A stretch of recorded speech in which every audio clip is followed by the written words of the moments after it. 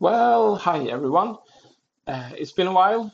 I've had 5 weeks of vacation with all the kids at home, so I haven't really had the time to uh, do much in terms of preparing or recording videos. But now I'm trying to get started again. Let's see where that ends up. So anyway, for this video, I want to talk about Orb Sceptre Throne, book 4 of Ian C Esslemont's novels of the Malazan Empire. And I should also say there will be some minor spoilers for this book, and some spoilers for the Malazan Book of the Fallen series as well, though rather minor one, I would say. You know my stance on spoilers. All right. Anyway, for some reason I don't even read the summary on the back of the Malazan books.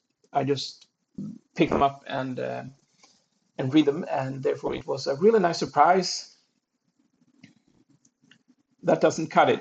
I was absolutely thrilled to be back in my favorite setting of Darudistan, to revisit some of my favorite characters like Picker and Blend in particular, and the rest of the crew running the bar in Cruel's old belfry, the one with the pickled segule in the basement.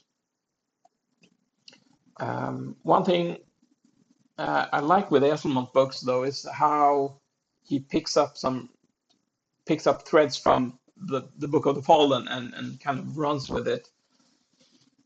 Here we see some consequences of all the awesome epic stuff we got to see in especially Memories of Ice, like the fact that, Moonspawn crashing into the ocean. That's gonna create some flooding, which in turn will have some dire consequences for the local agriculture.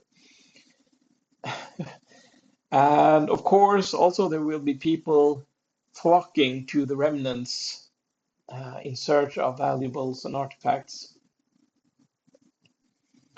And then we have, Erickson introduces some really crazy stuff in the Malazan Book of the Fallen. For example, pickled segule in the basement of a bar, and never really explains it. It's just for the reader to deal with. And even though I am compelled by these mysteries, I think it's good. Not everything has to be explained.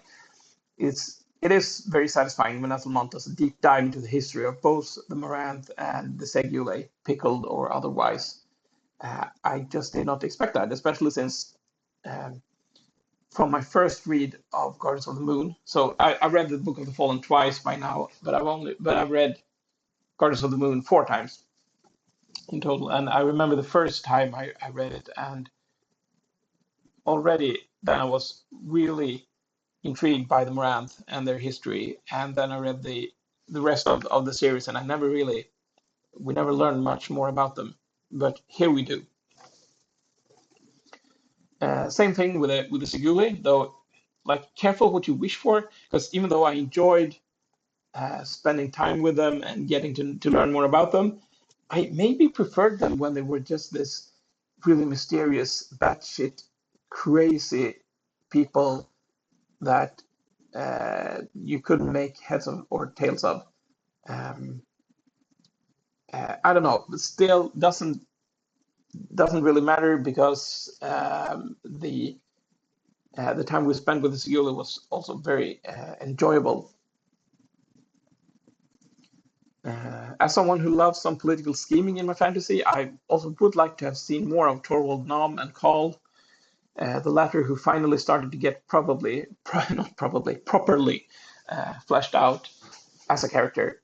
Uh, just a highly enjoyable book. The type of excellent entertainment that was not something that I expected after being lukewarm on Knight of Knives and just disliking Return of the Crimson Guard, even though Stonewielder was a huge step in the right direction. So yeah, read this. It's excellent. That's all I have to say for now. See you in the next one.